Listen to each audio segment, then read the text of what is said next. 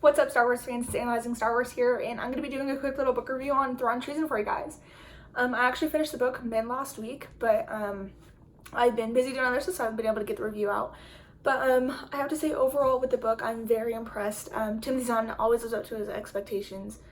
I think every aspect of that book really just hit hard with me, knowing that Thrawn is my favorite character. I think he writes the character perfectly. I mean, as would be expected. I mean, he created the character.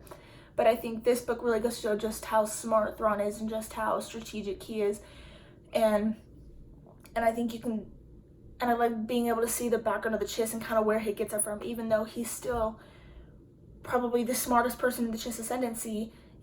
All the Chiss still have that ability to make that reasoning that he does, like not to his degree, but you can still see just how strategically smart they are, and they never underwhelm someone. They always expect the worst from them, and they always plan according to that. So I think that's a really cool feature of the book, is getting to know the Chiss and just where Thrawn comes from. Chiss Admiral Aralani is an incredible character. She does have a few problems with Thrawn for quote-unquote leaving the Chiss Ascendancy and not returning back when he was supposed to, as most of y'all should have figured out by now. Thrawn wasn't supposed to gain rank in the Empire. He was just supposed to find out what was going on and see if they were a threat to him, but he continued to gain rank and gain more, and Admiral Aralani isn't too happy about that. So you can kind of see how she struggles with Thrawn in the book, yet she still trusts him because she is a Chiss, and she needs his help to defeat this enemy that they're both fighting against. And the premise of the book is Thrawn trying to figure out a way to revert the funds for his TIE Defender program from Director Credit's Stardust project. And he was given a week timeline to do this from the excerpt that was given to us. He was given a week timeline to complete this task to get rid of the Growlix problem. They're a cousin to the Minok. And and everybody was telling me he couldn't do it. There are people who have spent years on this and they still haven't figured it out. And but you can never underestimate Thrawn. But he goes and does this project. He's got multiple side projects going on at the same time. He's got a gang problem going on, similar to the Vagari in the Outbound Flight trilogy, or not trilogy, in the Outbound Flight novel. So he's trying to figure out the Grist problem, but trying to figure out the Death Star problem, but he's also dealing with the Grist, along with Chiss Admiral Aralani helping him with that. Then he's got Eli Vanto back on his side, which is awesome. I really love Eli Vanto. I was really happy to see him come back in this book and kind of find out what's been going on with him and stuff like that. But then you also get to learn more about this third site that was introduced in Thrawn Alliances, and even going further into that second site, which is which allows, it's similar, like I said, the third site, the site aspect of the Chiss Ascendancy, or of the Chiss species, is similar to the Force in the Empire. So, but there's different levels of it, and they categorize it differently. So these Skywalkers, as loosely translated from the Chiss language, is what they're called. Most of it was by the time they're around 15, 17, anywhere around that age.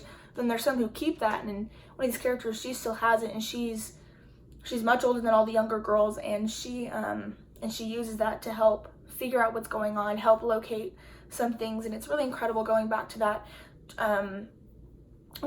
connection there, and kind of seeing how it might relate to the Rise of Skywalker with the Rise of Skywalker title, thinking that instead of having a Skywalker rising to power, it's going to be the new term for Force users, as it was already introduced in Thrawn Alliances and still used in Treason.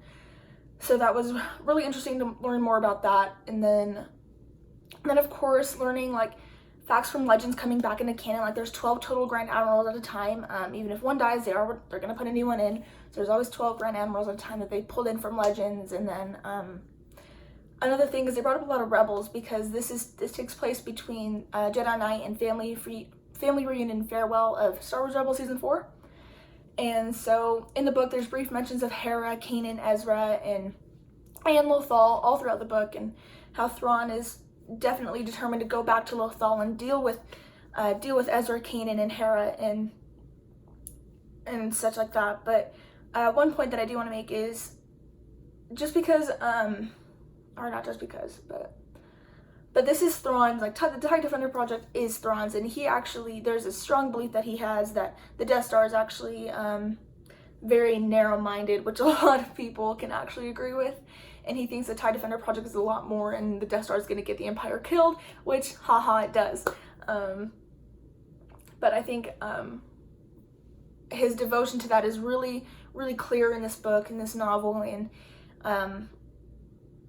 in the way he kind of uses everybody around him, not uses, but tells everybody around him, like, I have the full support of the Emperor on my back, and you can't tell me that I don't. And people are still like, you don't use his name like that, you know? So it's just, it's a really good connection, seeing how all the other characters look at Thrawn, knowing he's an alien, at the highest rank of the military. Even Krennic comments on that and stuff like that. So I think overall this book really depicts Thrawn as a brilliant character, and getting Eli Vanto back and Chief Admiral Arlani in from Legends, I think that was a really cool decision or a really great decision that Timothy Zahn made. If you haven't picked up the book already, please do. If you haven't even read the canon Thrawn trilogy, do that. It is an amazing trilogy. I highly recommend it. Thank you for watching, and may the Force be with you guys.